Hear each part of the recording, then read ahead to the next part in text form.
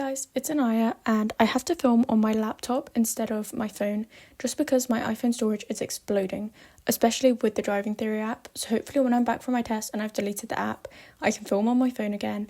I have a little bit of storage to film while I'm there or while I'm getting there, just so I have some footage. But yeah, my storage is really bad right now. So I just did a mock test. It was hazard perception since I feel like I've done less practice on that. But yeah, and I got 60 out of 75, which I'm pleased with. And of course, it is a passing mark, so I'm pleased with that. And yeah, and I've done quite a lot of practice. I've read through the entire highway code and I have done a bunch of mock tests. So I'm feeling pretty prepared. I'm feeling more prepared than I am nervous. And yeah, I also remembered that I wrote this summary sheet of like everything that I read from the highway code. I'm going to go and read over that now just to remind myself that I do know everything. And if I do pass, I will go through everything that I did at the end of this video and let you guys know how I passed and give you guys some tips.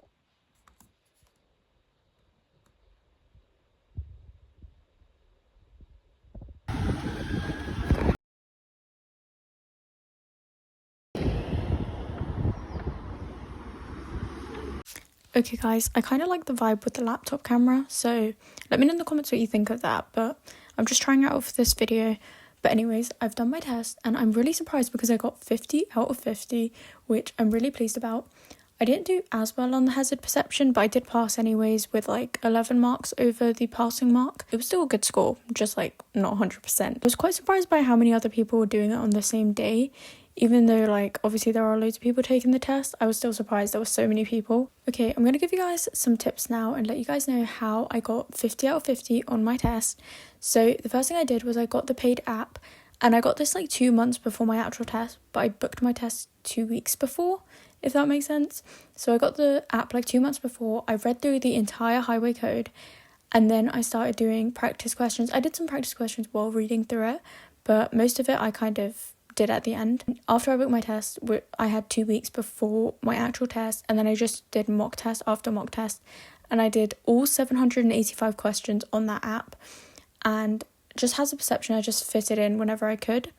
And then the day before my test, I just watched a whole bunch of videos with like the hardest questions, and a few of those actually did come up for me, so that was really useful. I watched like the hardest questions, I watched videos on how to do well on hazard perception and just other people's advice as well.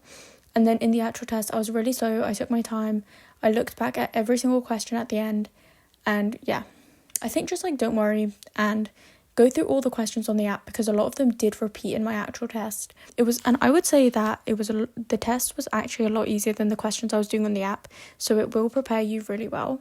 In terms of like what to actually expect when you get there, I feel like you'll already be told about this in an email after you've booked your test. But basically you go there, you're given like this like sheet with like the rules on and stuff, and read through that. You show them your ID, you put your stuff into a locker, and then you go into the test, get your ID checked again. It's quite like what you would probably expect, but yeah, it's not scary at all, and I'm so glad I got it done and I can't wait to drive. So yeah, let me know if you guys have any questions. I am happy to answer anything in the comment section below. But yeah, that's it. I hope you guys enjoyed this. Make sure to like and subscribe. Bye.